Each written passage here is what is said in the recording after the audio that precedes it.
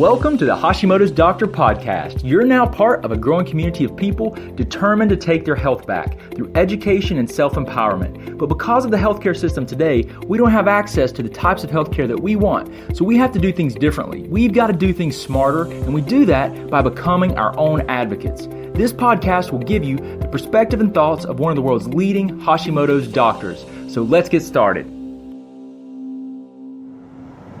Hey everybody, Dr. Shook here. I hope you're doing well today. I am always thankful for another day, another opportunity to teach what I've learned and hopefully improve you guys' quality of life. So today what I want to talk to you guys about is some new research that came out that looked at, I believe it was 204 different foods and the immune system's response to those foods. Now, here's where it goes a little further. It not only looked at how the immune system responded, or if the immune system responded to these foods, but they looked to see if the antibodies that were produced in a response to these foods. So let's say the food was a tomato, for example, and your body reacted to it and you produced antibodies, which meant that there was your body saw it as foreign. These antibodies, what they do is they float around the bloodstream and they stick themselves to, let's say again, the tomato. If when you eat the tomato, it leaks some of the proteins in the tomato, when it gets into your GI tract, your digestive tract, especially in your intestines, if it leaks part of the digesting proteins of that tomato leak into the bloodstream, and trigger an immune response, the antibodies, what they're designed to do is stick or adhere to that tomato protein, kind of like a Post-it note. If you think of like one of the yellow Post-it notes, right? They stick to the wall. Well, these antibodies are kind of like Post-it notes. They're designed to stick to the things that they are specifically made to tag. Okay, so for example, again the example is you eat tomato. The tomato protein stimulates an immune response. The immune system produces these antibodies, which are like Post-it notes. They circulate through the bloodstream and they stick themselves to the tomato antibody that's in the bloodstream, and they mark it for destruction. And other immune system cells come behind and destroy it. Okay, so what they did, these researchers looked at 200 and I think it was 4 foods, and what they found was that they looked at, specifically they were looking at the antibodies, and the antibodies, they took the antibodies and they mixed them. So this might be an antibody against tomato.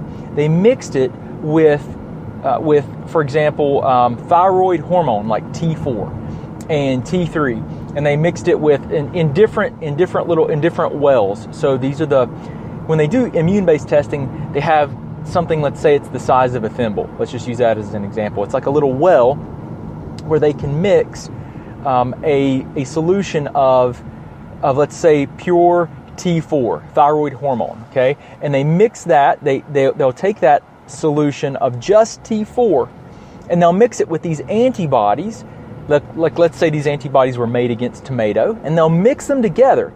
And so there shouldn't be any reaction, right? Because the antibody's made for tomato. It should only react to the tomato. But they mix it to see if there's any reactivity. And what they found was amazing. Incredibly important research here. What they found were that a lot of these 204 foods, that the antibodies that the immune system was making against the food proteins actually there was actually a reaction against a lot of the different thyroid hormone enzymes, proteins, and hormones that are produced throughout your hormone physiology. So if you remember, when you look at your thyroid hormone, guys, and people are trying to figure out, hey, why do I have these thyroid problems? And all we typically think, including our doctors, we usually only think about the thyroid hormone amount, right? If the amount of the thyroid hormone is there, then there shouldn't be a thyroid hormone problem. And that completely neglects the rest of the physiology. And there's a lot. There are at least 24 ways that your thyroid hormone physiology breaks down, and the amount of hormone is only one of those 24. So when you start looking at this, okay, what they found was that, again, those antibodies that were designed to actually tag foods that our immune system saw as foreign. Those antibodies, some of those antibodies to some of those foods actually cross-reacted when they mixed that antibody with, let's say, T4, which is your primary thyroid hormone, or T3, which is another, it's your most active thyroid hormone.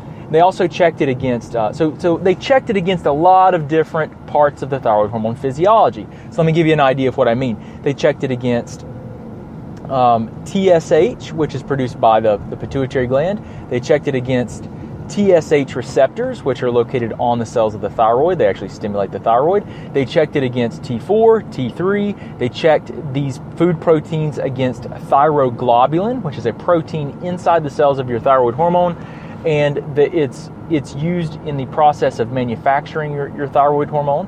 They checked these antibodies against 5'-prime deiodinase. Now, 5'-prime deiodinase is an enzyme that actually allows your T4 to be converted into T3. It's huge. This is huge. How many people have normal T4, but they have low T3? This is one of the reasons that this could be occurring. And the fact is that they checked. What this tells us is this, guys, that when your immune system's reacting to some foods, it may also cause the immune system to tag some of the other hormones, enzymes, and proteins that are essential and required for your body to be able to make your thyroid hormone. Okay? And you can have major dysfunction that is not obvious when just looking at thyroid hormone levels. And it can be autoimmune in nature and you not even know it. So it's really important, because what this research also did was it looked at a lot of these tissues that we cannot check in a typical clinical setting. Right? This was a research setting, so they were able to assess these other tissues that we cannot assess clinically because the tests are not available clinically. They would be unbelievably expensive to assess. Now, we may have them in the future, but the point is that they were able to determine that there are a lot of foods that if you're making antibodies to them, like if your body's reacting abnormally, those antibodies have the ability in a lot of people to attach themselves to other tissues that are very important to normal thyroid physiology. And guys, if you don't have normal thyroid hormone physiology, you can be in a situation where everything looks normal, but you don't feel well. That's really, really important, because there are millions and millions and millions of people in that boat. Those are the people that I work with on a regular basis. Those are the people that we do in-depth testing with to help them figure out what in the world is going on to try to help them get their life back. And this is critical. This is groundbreaking research. This was just published in 2017.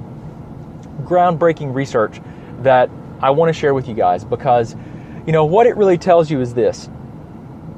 A lot of these foods, by the way, so a lot of people that have hypothyroidism, low thyroid hormone levels, or they have Hashimoto's, an autoimmune condition that's typically associated with low thyroid hormone output, or they have Graves' disease. They will eat a diet that may be like an autoimmune type of diet, and it may help them, it may not. But the major thing that we're seeing here is that a lot of these foods that were tested, they're actually approved foods on these diets. So you may be eating foods that you think are okay that are not. All I can say is the most important thing that you guys can do is to get information that's very specific as to the drivers of your autoimmunity. It's critical. And it could be contributing, these immune system reactivity could be contributing to an immune system attack against other tissues throughout the body and throughout the thyroid hormone production, thyroid hormone physiology itself. So this is groundbreaking research that we've got to pay attention to, because there's more to your problems than just the amount of thyroid hormone. There's this entire process of production, transportation of the hormone through the bloodstream, sensitivity of the hormone at the cell, and then detoxification and breakdown and clearance of the hormones. This all has to be considered. Your thyroid hormone quantity is not the only piece of the puzzle. That's why so many millions of people continue to suffer. Guys, I hope this has helped you to better understand this. I guess to boil this down, you've got to make sure that you don't have immune system reactivity to foods. You've got to make sure you don't have immune system reactivity to chronic infections. You've got to make sure you don't have immune system reactivity to environmental chemicals. If you do, those things have to be identified because it gives you power back. It gives you the power back. Identify the problems, remove them from your diet, remove them from your body, remove them from your environment, and work on healing the damage that has been caused. Support the immune system. That's the best opportunity and chance that we have to get our health back. So anyway, guys, I hope this helps you to better understand some of the challenges and problems we have. If you guys need help, please reach out to us. We will do everything that we can to help you. We have programs that you guys can go through that are self-guided. If you want to try to get results faster and you want to try to save yourself time and in the long run, it could really save you money, then you might want to consider working one-on-one with me and getting some advanced testing to try to get to the root of the problem. But anyway, guys, hope this helps you out. If you need anything, please don't hesitate to reach out to us. Hope you have a wonderful, wonderful day. I appreciate you hanging out with me, and I hope that this has better empowered you to understand your thyroid, your immune system, and really help you take your health back. Talk to you guys again soon. Thanks. Thanks so much for listening. We hope you enjoyed hanging out behind the scenes with Dr. Shook. You can also talk with and learn from Dr. Shook through Facebook Live on our Facebook page at the Office of Dr. Brad Shook. Don't forget, you can also get access to our videos, guidebooks, and thyroid programs at www.drbradshook.com. Oh yeah, and don't forget one more thing. We can change the world one person, one family, and one community at a time. Until next time, remember, today is your day, and no one will tell you who you are and what you can be.